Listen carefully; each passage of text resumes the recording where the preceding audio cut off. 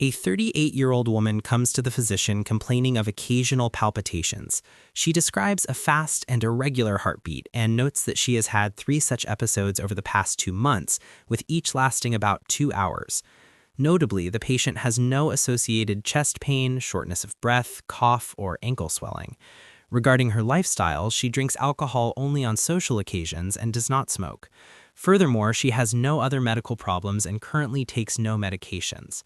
Upon physical examination, her vital signs show a temperature of 37.1 degrees Celsius, a blood pressure of 130/70, a pulse of 80 beats per minute, and a respiratory rate of 14 per minute. Moving to the cardiac exam, the apical impulse is found to be displaced to the left. Additionally, a third heart sound, or S3, is heard at the apex when the patient is in the left lateral decubitus position. There is also a holosystolic murmur, which is loudest at the apex and radiates to the axilla. Given this presentation, which of the following is the most likely cause of this patient's condition?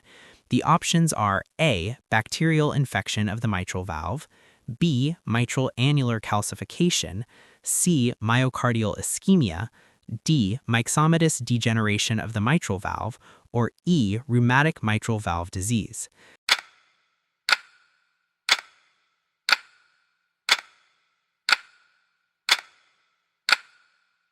D. Myxomatous degeneration of the mitral valve. To analyze this case, this patient's examination findings, specifically the displaced apical impulse, holosystolic murmur, and third heart sound, are highly consistent with chronic severe mitral regurgitation. Regarding the most likely cause, myxomatous degeneration leading to mitral valve prolapse is the most common cause of chronic mitral regurgitation in developed countries. This condition occurs specifically due to the myxomatous degeneration of the mitral valve leaflets and chordae. In terms of progression, mitral valve prolapse typically causes a mid-systolic click followed by a mid to late systolic murmur. However, as the severity of leaflet dysfunction and regurgitation worsens, the murmur becomes holosystolic and the initial click may no longer be audible. From a physiopathologic standpoint, the third heart sound results from left ventricular volume overload and does not necessarily represent heart failure in this specific context. It is also important to note that chronic severe mitral regurgitation leads to left atrial dilation, which frequently triggers atrial fibrillation, thereby explaining this patient's episodic palpitations. When considering the differential diagnosis, choice A, infective endocarditis, can cause mitral regurgitation due to leaflet perforation or poor cooptation, but this patient lacks systemic symptoms like fever or embolic phenomena.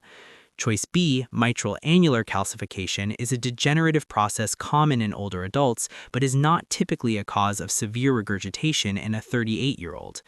Choice C, myocardial ischemia, can cause papillary muscle dysfunction and acute mitral regurgitation, but it usually presents with chest pain or acute pulmonary edema. Finally, choice E, rheumatic heart disease, remains a cause of mitral stenosis and regurgitation, but in developed countries it is significantly less common than mitral valve prolapse. In conclusion, mitral valve prolapse is the most common cause of mitral regurgitation in developed countries. While it often presents with a mid-systolic click, severe myxomatous degeneration can lead to chronic severe mitral regurgitation with a holosystolic murmur. This leads to subsequent left-sided heart remodeling, which often manifests as atrial fibrillation or heart failure. Thanks for studying with me. See you in the next video.